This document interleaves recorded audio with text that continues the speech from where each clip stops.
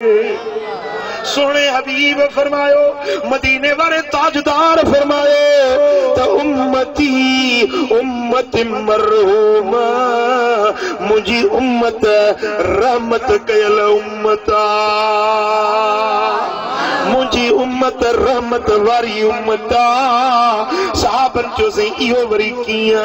रहमत कयल उम्मत किया साईं फरमाइन था मुझी उम्मत जा एकड़ा माण्हू गुनाह कंदा गुनाह कंदे कंदे गुनाहन जा अंबार खणी मरंदा कब्र में वेंदा त गुनाहन जा बोझ गॾु हूंदन पर जॾहिं क़यामत जे ॾिहाड़े में कब्र मां उथंदा त उन्हनि जे दफ़्तर में हिकिड़ो बि गुनाह बाक़ी न हूंदो।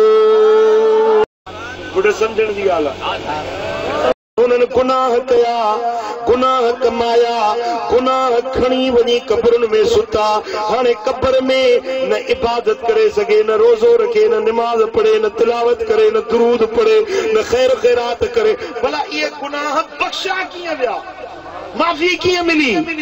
बोझ खणी कब्र में आयो निकितो त हिकिड़ो बि गुनाह नाहे इहा माफ़ी उनखे मिली कीअं मदीने वाले साईं फरमायो ते ॿुधो जॾहिं चेहरा माण्हू दुआ था घुरनि उन्हनि चेहरनि जी दुआ मैयतनि ताईं पहुचे थी उन दुआउनि जे सदके रब मैयतनि खे बख़्शे माफ़ करे थो छॾे। सुभान अल्लाह इन जे लाइ हुकुम आहे शरीयत जो त तव्हांजा जेकी अज़ीज़ फौत थी वञनि अबो मरी वियो अतो गुज़ारे वियो मुहम्मद जी जल वफ़ात करे वई उन्हनि खे विसारे न वियो पर उन्हनि जे लाइ रहमत ऐं मग़फ़िरत जूं दुआऊं घुरंदा कयो तव्हांजूं दुआऊं उन्हनि खे कब्र में पहुची थियूं वञनि। जेॾीमहिल चेहरा इंसान मैयतन जे हक़ में दुआ था घुरनि मुझे लजपाल नबी फरमायो त इहा दुआ उन मैयतन के कब्रुनि में नफ़ो ॾिए थी फ़ाइदो पहुचाए थी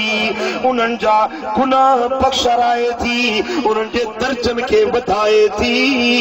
उन्हनि खे कारे ज़िल्लत खां जहन्नम जे खूह खां कढी जन्नत जे बागन में पहुचाए थी छॾे।